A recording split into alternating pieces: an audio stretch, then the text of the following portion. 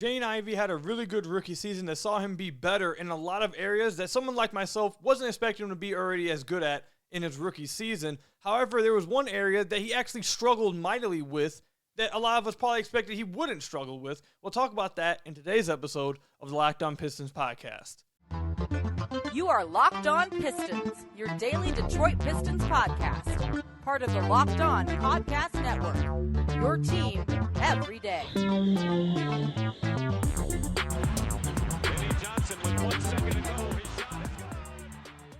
What's the deal? Welcome back to another episode of the Locked On Pistons podcast. Per usual, I am your host, Kuka Hill. You can find me over on Twitter at Kuka Hill. I want to thank you guys for making Locked On Pistons your first listen of every single day. We're free and available on all your podcast platforms. And if you haven't already, head to the YouTube channel at Locked On Pistons. Hit that subscribe button or leave us a 5-star review on whatever podcast platform you're listening to this on. That's another great way to support the podcast. And today's episode is brought to you by PrizePicks. First-time users can receive a 100% instant deposit match up to $100 with promo code LOCKEDON. That's PrizePicks.com. Use promo code LOCKEDON.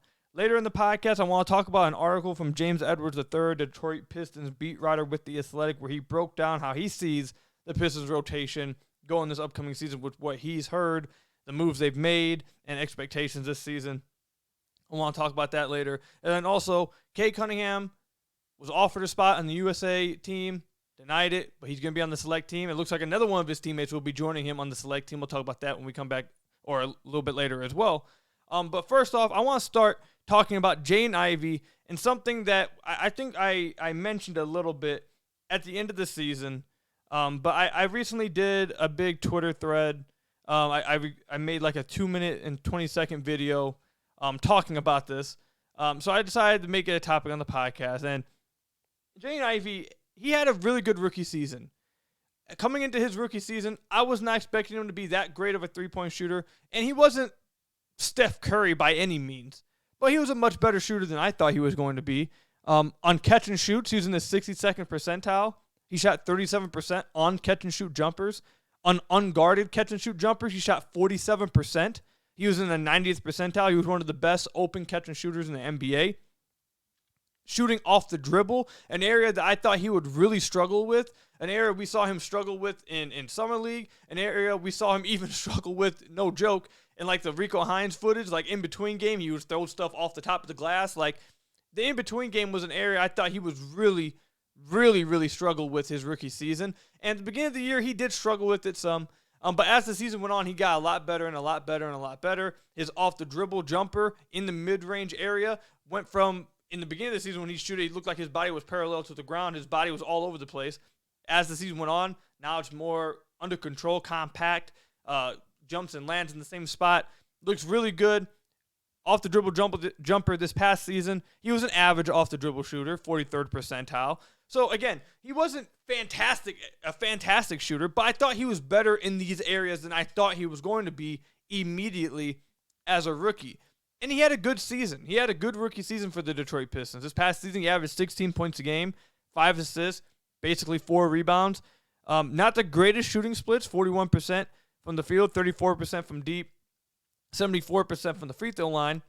But with him, what I wanted to talk about was, with him being better in the areas offensively that I thought he was going to actually struggle with, I want to ask the question, why, if this was the case, why was he so far below league average efficiency?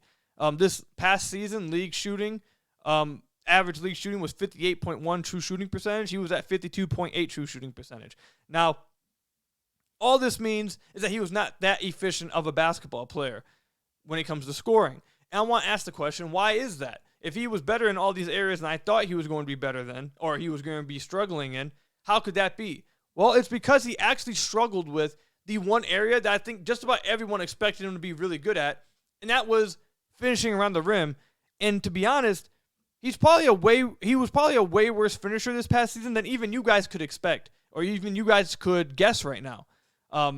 This past season, he was one of the worst finishers in the entire NBA. He was in the 9th percentile at the rim. He was in the 10th percentile on layups. He was not very good at the rim at all. And for someone as explosive, as athletic, and as ferocious as Jaden Ivey, you don't expect him to be a bad finisher at the rim, especially because he was a good finisher in college too, with what a lot of people who watched him in college say were spacing. So should you be concerned about this? What should your takeaway be?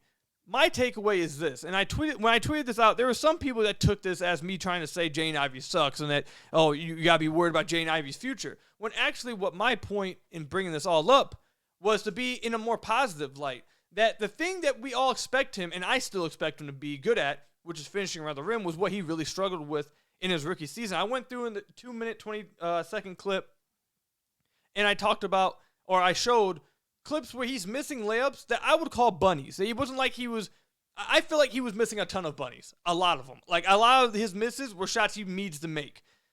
Sure, there was some tough finishes. Sure, there was some bad layup attempts, bad decision-making, or bad spacing on someone. But a lot of them, I felt like, are just easy bunnies that he's blowing.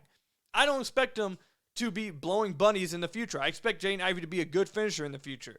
And if you're telling me that the one thing he's struggling with is the area that I expect him to be good at, and after his rookie season, he was actually better at the areas that I expect him to struggle with, I see a very clear future to him being a very efficient scorer in the NBA. If he can be an average to above average pull-up shooter like he was this past season off the dribble, if he can be a really good off-ball catch-and shooter like he was this past season, if he can continue to get better as an off-ball shooter and more versatile off-ball shooter like we saw towards the end of the season, he continues to become a better decision maker in the in-between area. He can be a secondary playmaker of some sorts. If he can be what he was or continue to build on what he was his rookie season and then become the finisher that I think he's going to be, that's a really good player. So that's how I look at it. I'm not looking at it in a negative light. Obviously, I'm not trying to say him finishing poorly is good. That's not good at all. He was really bad finishing. It's a little bit concerning. But I don't expect him to be a bad finisher in the future. And because he took these steps in areas that I did not expect him to be good at out the gate, and he actually was better than I thought, I think you could probably feel a little bit better about him even after these numbers, because I assume a lot of us are going to say, well, he's not going to continue to be a bad finisher. He's not going to continue to miss bunnies. And if he's already going to become a good shooter and he's going to be a good off-ball shooter, combine that with his explosiveness and finishing ability, or projected finishing ability, that's a really damn good player. So that's how I'm looking at it. I don't expect him to be a bad finisher in moving forward, but it is something to keep your eye on. It is a bit concerning, I'm not going to lie, that he was one of the worst finishers in the entire NBA. But again, I don't expect that to be the case moving forward. He's too explosive, too dynamic, too ferocious around the rim for him to be a bad finisher in the NBA. He probably can turn a lot of these layups too into dunks. This is just something that he could probably get better at as he gets stronger and you know, I honestly just focuses more on some of these layups because, again, I feel like a lot of them are just bunnies that he wants back. So I know he wasn't that efficient as a rookie, but trust me, I see a very clear route to him being an efficient scorer in the NBA. Just once he gets to where we think he can be as a finisher, even just an average finisher around the rim with what he was doing everywhere else offensively, he should be a fine, efficient scorer in the NBA just at that. And I think he can be a better than average finisher. So that's what I wanted to talk about here. What do you guys think? Are you guys a little bit more concerned than I am about his finishing ability around the rim? Do you guys think that Jaden Ivey can be a highly efficient scorer in the NBA? Let me know in the comment section down below or over on Twitter at @KukaHill. When we come back, I want to talk about the James Edwards III article with The Athletic where he broke down what he believes the Pistons rotation will be this season. We'll talk about that when we come back. But first, I've got to tell you guys about one of our sponsors, PrizePicks. Let's go ahead and assume that the NBA and NFL season was going on at the same time again. It's October. It's November time. And you want to take the over on Jared Goff's passing yards. You want to take the over on Gibbs' rushing yards. You want to take the over on Kate Cunningham's points. You want to take the over on Jaden Ivey's assists. And you want to do it with the daily fantasy option that allows mixed sports entries. Well, PrizePicks is the perfect place for you. You pick 2 to 6 players to see if they score more or less than their PrizePicks projection. You can win up to 25 times your money on any entry. No competing against other people, it's just you versus the projections available. PrizePicks offers projections on any sport that you watch, and trust me, any sport you're thinking of, I promise you PrizePicks has it. Entries can be made in 60 seconds or less. It's just that easy. Safe and fast withdrawals, currently operational over 30 states and Canada. Download the PrizePicks app and go to PrizePicks.com to sign up and play daily fantasy sports today. First-time users can receive 100% instant deposit match up up to $100 with promo code Locked On. If you deposit $100, PrizePicks will give you $100. If you deposit $50, PrizePicks will give you $50. Don't forget to enter promo code Locked On and sign up for an instant deposit match up to $100 with PrizePicks.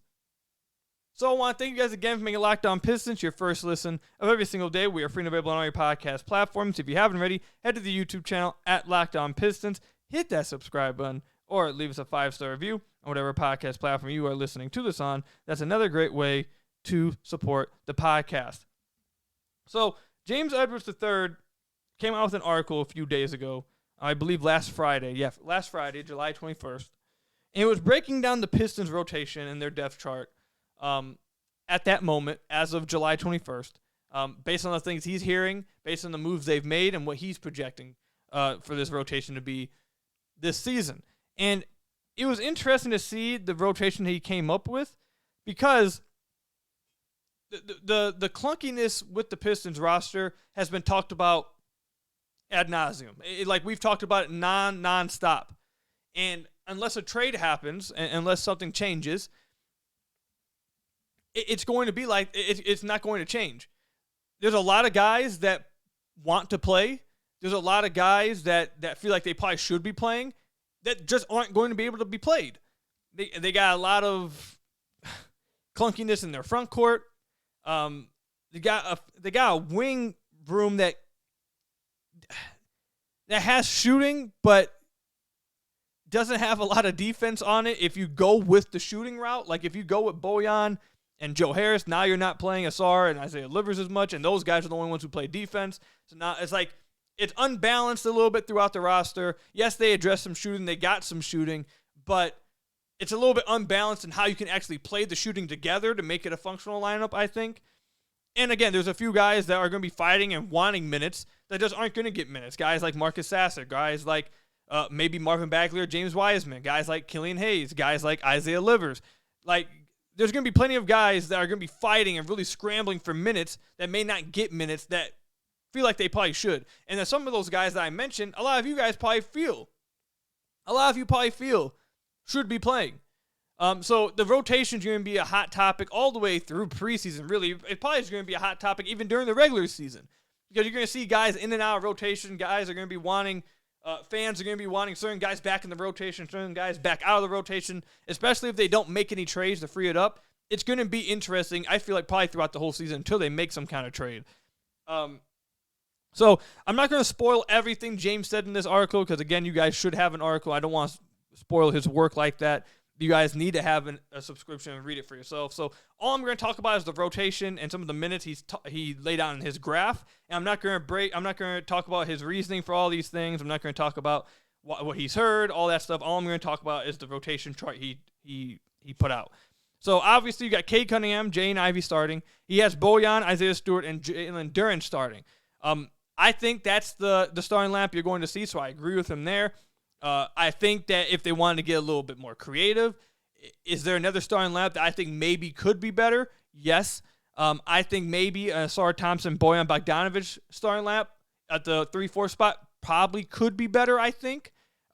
Maybe even, I think if Isaiah Stewart is not a good shooter out the gate, I think maybe even Isaiah Livers with Asar could be a better lineup because they give more two-way play there. But we'll see what happens. I do believe this will be the starting lineup, so I agree with him there. And then the backup backcourt spot, not too much to be, to argue about. Everyone's expecting this. Monty Morris and Alec Burks both playing the 1 and 2, backup 1 and 2 spots. So this leaves Killian Hayes and Marcus Sasser out the rotation.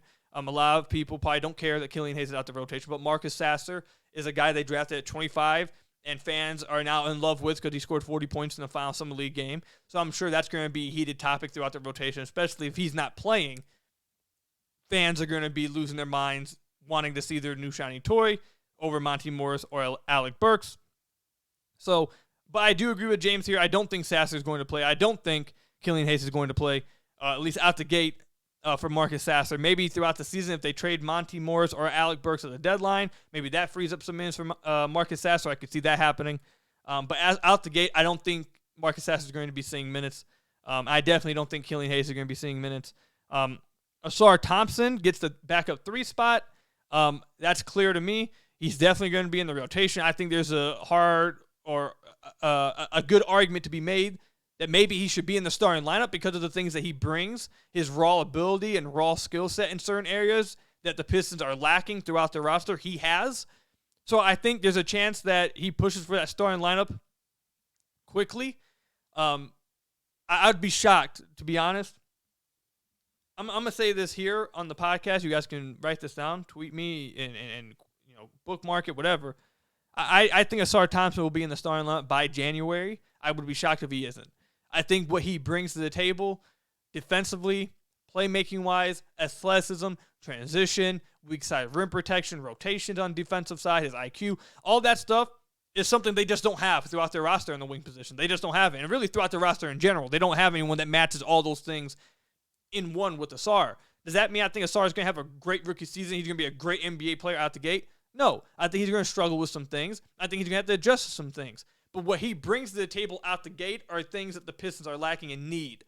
So I think that will be the reason why you probably see him, I think, in the starting lineup by January. Now, this is where it gets interesting with what James picked. This is where I really want to talk about. The backup 4 spot, he got Isaiah Livers taking those minutes. Now, other guys that could take those minutes that he'll be fighting with, a guy like Joe Harris, a guy like Marvin Bagley, a guy like James Wiseman.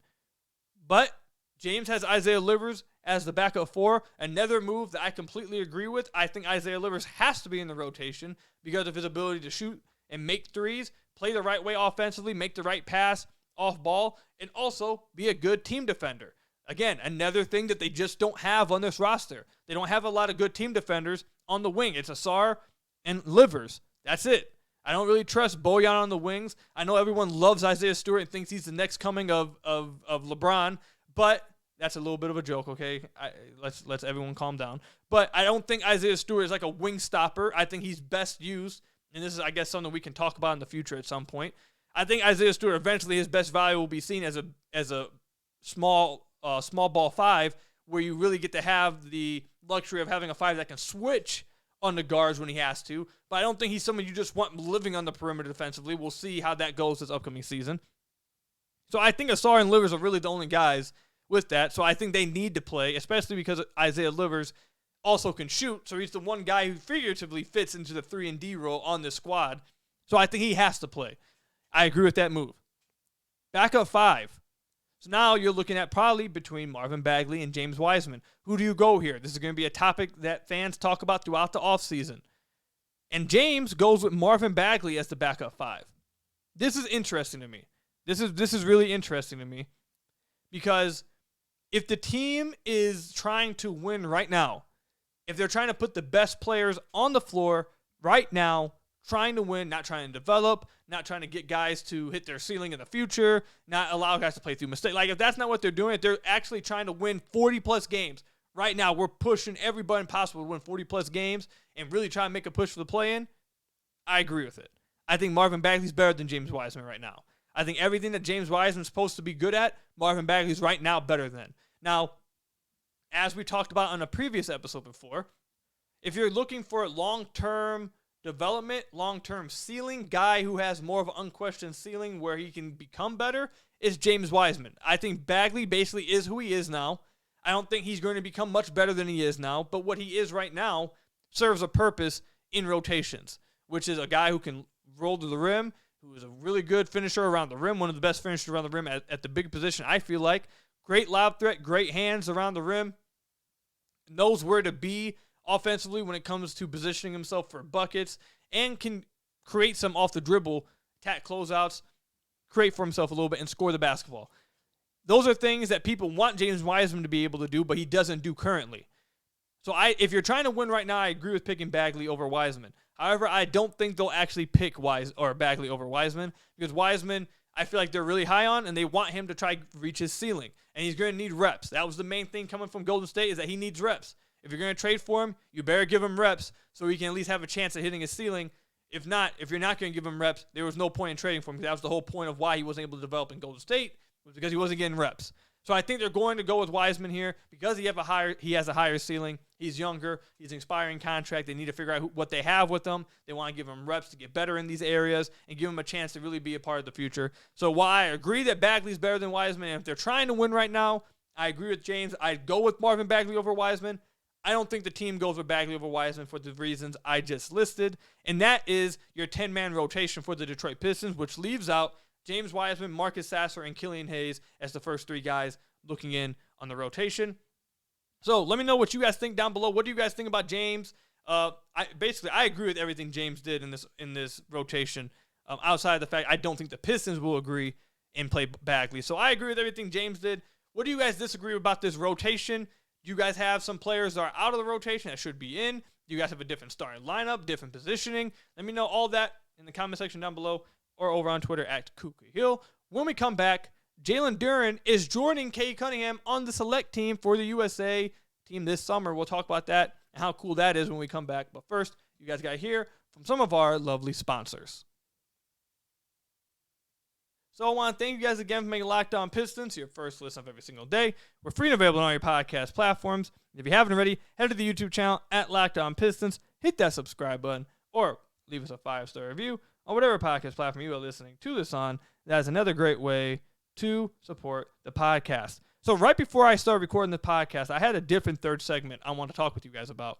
But, of course, just like it usually goes, either Woj tweets something, or Shams, or James, or Amari. Someone tweets something, breaking some news right before or during the podcast, and I had to shift gears. It's happened like 5 times now already this offseason. Right before I started recording, James Edwards, Detroit Pistons beat writer of The Athletic, tweeted out, aside from Cade Cunningham, sources tell The Athletic NBA that Pistons' Jalen Duren has been invited to participate with the U.S. select team out in Vegas. Duren had an impressive rookie season and is a central piece to Detroit's rebuild. So this is just a cool moment. It's just a cool thing. We're not going to spend too long in this last segment. I'm not going to try make this bigger than what it is or hyper-analyze this. I think it's super cool. The Pistons having 2 guys on the select team, the fact that Cade was selected or was invited to be on the actual USA team, but he denied it because he's worried about this upcoming season, really trying to get ready for this upcoming season, but he was still able to be a part of the select team. I think that whole situation is super dope, and the fact that U.S. basketball wanted him on the actual team, despite the fact that he missed his whole last season, shows you how high guys are in Cade, how great Cade can be. So that's super cool. And then the fact that the Pistons have another guy who's 19 years old also joining the select team just shows that the Pistons have a bright future. They have a bright young core. Now, guys have to develop. Guys have to improve. Guys have to get better at each season. It's not a finished product yet. Guys could flame out. We've seen it happen many times before. Guys who, not just with the Pistons, but throughout the NBA, guys who are really, highly touted prospects, guys people are high on, don't end up putting it all together. Don't end up developing each season. And then some of them flame out.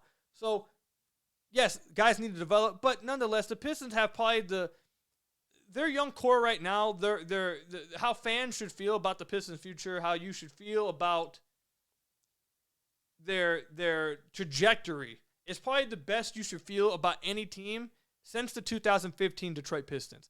And I feel like you probably feel a little bit better about this 2015 team versus the 2000, or I completely just mixed up my words. You should probably feel better about this team's future versus the 2015 team's future because this team currently has 4 guys all around the same age, young as hell, 21, 20, 19 years old, building towards the future. Whereas the 2015 team had some guys, like Reggie Jackson, 25, 26 years old. Andre was like 23, not old or anything. But those guys, it's kind of revisionist history to say this. So actually, I don't know. I'm sure because in 2015, I was extremely high on that team's future. I thought they were coming next. I thought it was going to be a really good team. But revisionist history tells you that a lot of those guys were going to be capped out either that season, despite the injuries to Reggie Jackson, which I think played a big part to that. But nonetheless, those guys were probably capped out with what they were going to be, and they were never going to be much of, I think maybe they could have got 6th seed. But outside of, I don't know. I think a lot of those guys probably capped out. Whereas right now, you don't know what these guys are going to cap out at. You don't know what Jalen Duren will be by the time he's 25, which is, by the way, in like 6-7 years. Like, you don't know what Cade will be once he's in his physical prime, once he's in his prime of the NBA, which is about 5 years away, realistically. You don't know what Jaden Ivey will be at his prime, which is 5-6 years away. You don't know what Asar Thompson will be in his prime, 5-6 years away from here. Like, I think the reason fans should feel so good about this young core, not only because, obviously, because the select team and the U.S. team is identifying the Pistons young core, Cade Cunningham and Jalen Duren, as guys they really like and see their future. Not just because of that, but because I think it's just it's kind of like the empty box little theory. Like, you guys seen that Family Guy episode where, Peter's like, he gets asked, you could have a boat or you could have a mystery box that could be a boat.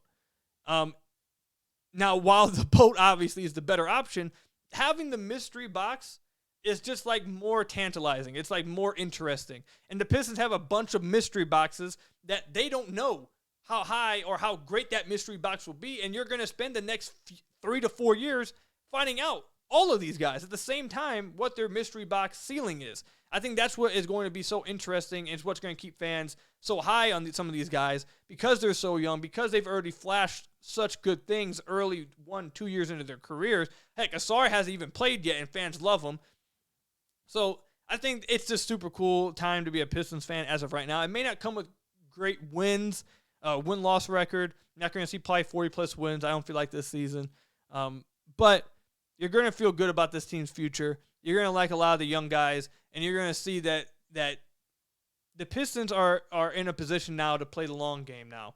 Because in the past, they were playing year to year to year. I feel like now you have a young core in Cade Cunningham, in Jalen Duren, in Jaden Ivey, in Asar Thompson, where you're really looking over for the next 5 to 7 years. How can we build the best team for the next 5 to 7 years of these guys' prime? For when they hit their prime, we have the best teams. That hasn't been the case for Piston teams in over a decade. So, yeah, that's where my mind went after seeing Jalen Duren also is joined Cade Cunningham with the select team. But let me know what your guys' thoughts are. My goodness, about Jalen Duren. What's going on? It's hot in my room. I guess that's what it is. I'm like tripping over my words. Let me know what you guys think about Jalen Duren joining the select team with Cade Cunningham in the comment section down below, or over on Twitter at Kuka Hill. That's all I've got for you guys today. Thank you guys for making Locked On Pistons your first listen of every single day. We're free and available on all your podcast platforms. Hit that subscribe button to the YouTube channel. Leave us a 5-star review on whatever podcast platform you're listening to this on. And until next time, I'll see you guys later. Stay safe. Until next time, peace out.